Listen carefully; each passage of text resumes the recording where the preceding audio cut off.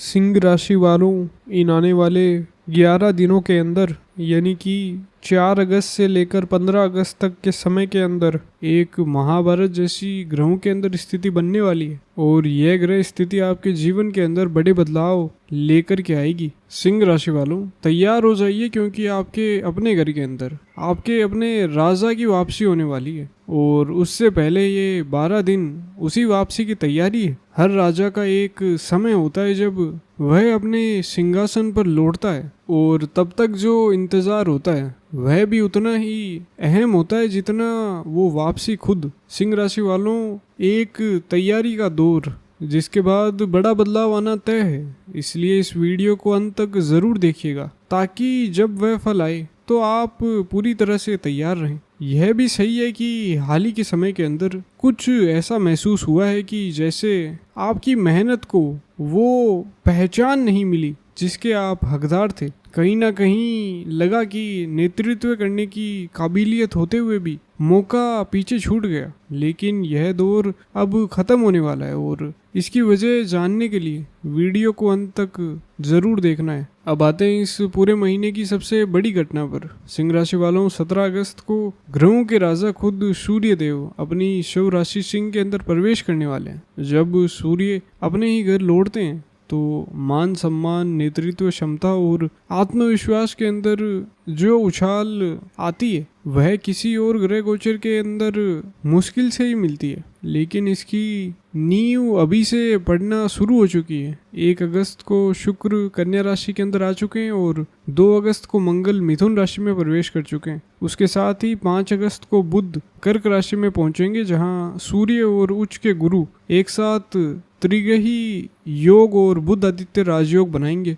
ध्यान दीजिएगा, यह वह सूर्य है जो कुछ दिन बाद आपके अपने घर के अंदर आने वाले हैं। यानी यही योग बनते हैं जैसे इशारा कहा जा रहा है कि आने वाला समय आपके लिए पहचान, प्रमोशन और नेतृत्व का समय होगा। तो सिंह राशि वालों, यह इंतजार आखिरी पड़ाव पर है। इस दौरान किन बातों पर आपको ध्यान देना है ताकि राजा की वापसी का पूरा फायदा मिल सके, वह हम अब विस्तार से बताते हैं। सबसे पहले हम आपके लग्न यानी आपके प्रथम भाव और आपकी पर्सनैलिटी की बात करते हैं। इस महीने की शुरुआत में ही आपके लग्न के स्वामी सूर्य देव आपके 12वें भाव में गोचर कर रहे हैं, जो कि खर्च और नुकसान का घर माना जाता है।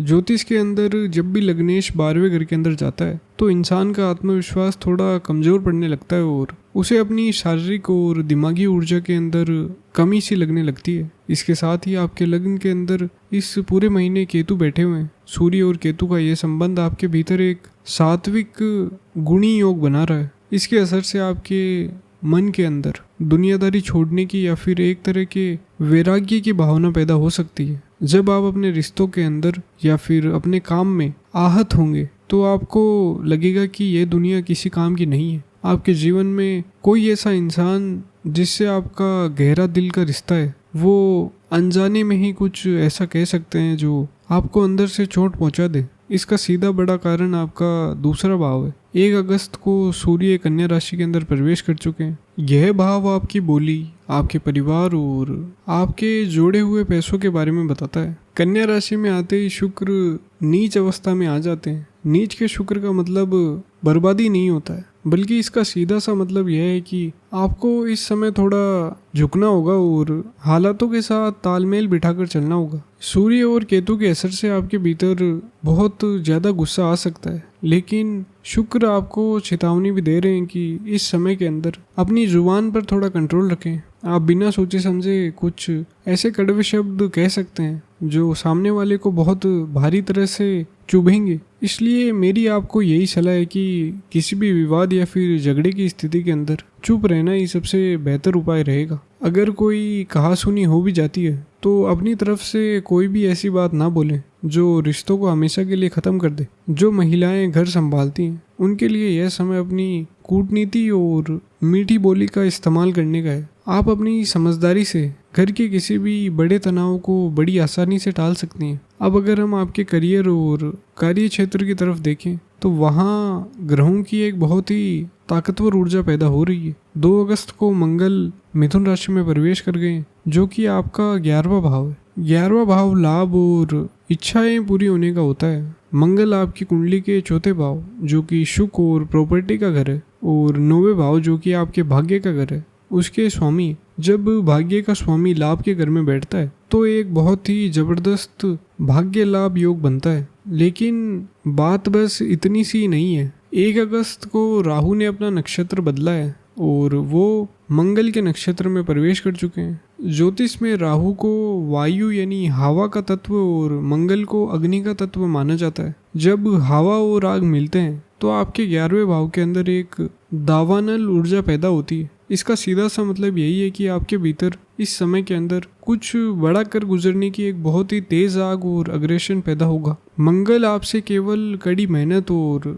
बिना रुके पसीना बहाने की मांग कर रहे हैं। अगर आप अपने अंदर आलस को छोड़कर पूरे फोकस के साथ अपने लक्ष्यों पर काम करते हैं तो कामयाबी पक्की है। खास तौर पर जो लोग इलेक्ट्रॉनिक सामान, बिजली विभाग, सेना, पुलिस या फिर सिक्योरिटी से जुड़े कामों के अंदर हैं, उनके लिए यह गोचर नई जिम्मेदारियां और तरक्की के बहुत ही बढ़िया मौके लेकर के आ रहा है। लेकिन इस अग्नि ऊर्जा का एक दूसरा पहलू भी है। 11वें भाव जो होता है वो आपके दोस्तों, आपके सामाजिक दायरे और आपके सीनियर्स का भी होता है। यह ऊर्जा आपको थोड़ा जिद्दी बना सकती है और आप अपनी सोच को दूसरों पर थोपने की कोशिश कर सकते हैं। मेरी आपको एकदम साफ सलाह है कि अपने काम की जगह पर किसी भी तरह की बहस या फिर ईगो क्लैश से पूरी तरह बचें, नहीं तो यह आपके बने बनाए बिजनेस या फिर काम को बहुत भारी नुकसान पहुंचा सकता है। प्रॉपर्टी और ज़मीन जायदाद से जुड़े कामों के लिए यह समय बहुत ही अच्छा है।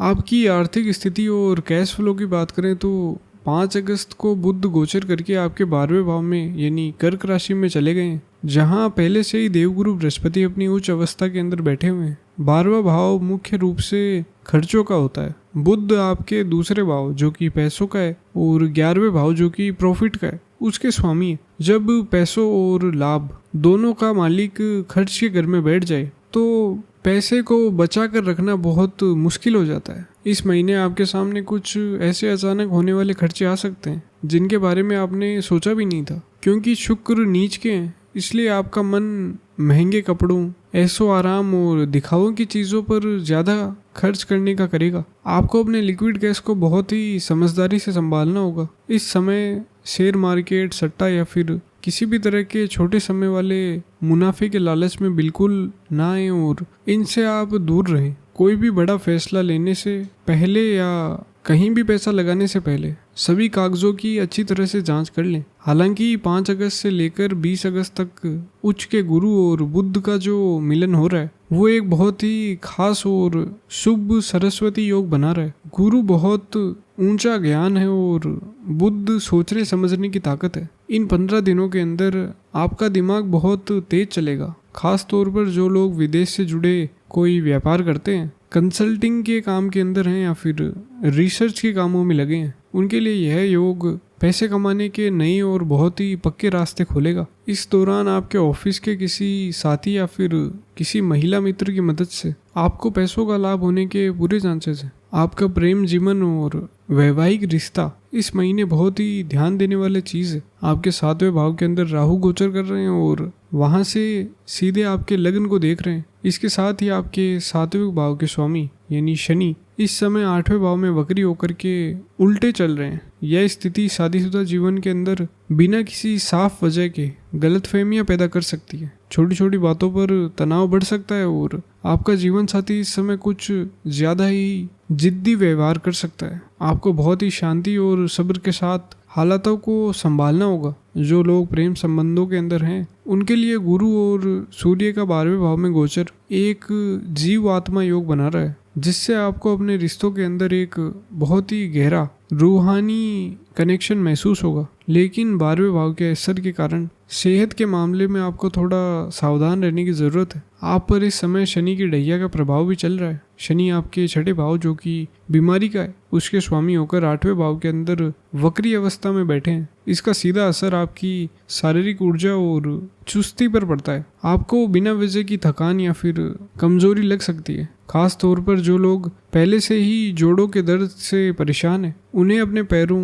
पिंडियों और कमर के दर्द का बहुत ही ज़्यादा ध्यान रखना होगा। रातों की नींद खराब होना या फिर नींद न आने की दिक्कत इस गोचर का एक बहुत ही आम लक्षण है। 17 अगस्त तक जब सूर्य 12वें भाव में रहेंगे तो अपनी आंखों, गले और नसों से जुड़ी दिक्कतों को बिल्कुल भी हल्के में ना लें। अच्छी बात यह है कि 8वें भाव के अंदर शनि और दूसरे भाव के अंदर शुक्र, इन दोनों के बीच एक समसप्तक योग बन रहा है। यह दोनों ग्रह आपस के अंदर गहरे दोस्त हैं, इसलिए यह योग आपकी शारीरिक और दिमागी परेशानियों को काफ़ी हद तक कम करने के अंदर मददगार साबित होगा। विद्यार्थियों के लिए यह महीना बहुत ही ज़रूरी रहने वाला है। आपके पंचम भाव के स्वामी गुरु 12वें भाव में गोचर कर रहे हैं, जो विदेश जाकर पढ़ाई करने का या फिर किसी बड़े रिसर्च प्रोजेक्ट से जुड़ने के लिए एक बहुत ही अच्छा इशारा दे रहा है। लेकिन पहले 20 दिनों तक, जब तक बुध 12वें भाव में है, आपको अपनी प्रतियोगी परीक्षाओं के अंदर थोड़ा ज़्यादा फोकस बनाए रखना होगा।